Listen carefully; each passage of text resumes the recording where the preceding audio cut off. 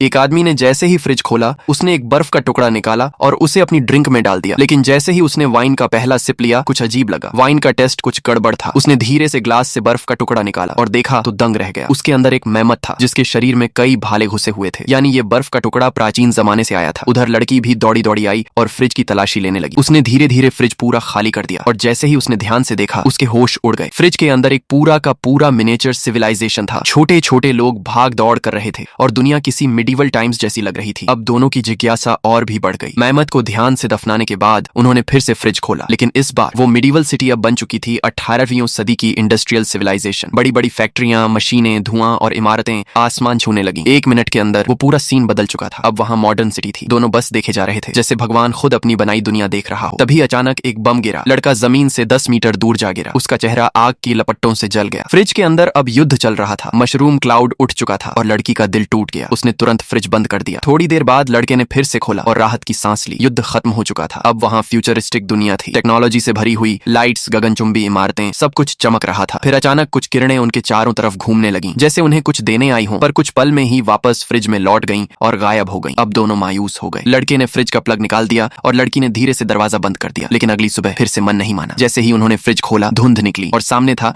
डायनासोरों का युग। चारों तरफ दहशत, जंगली दुनिया। तब उन्हें एहसास हुआ, क्या हमारा अपना वर्ल्ड भी किसी बड़े फ्रिज में नहीं हो सकता?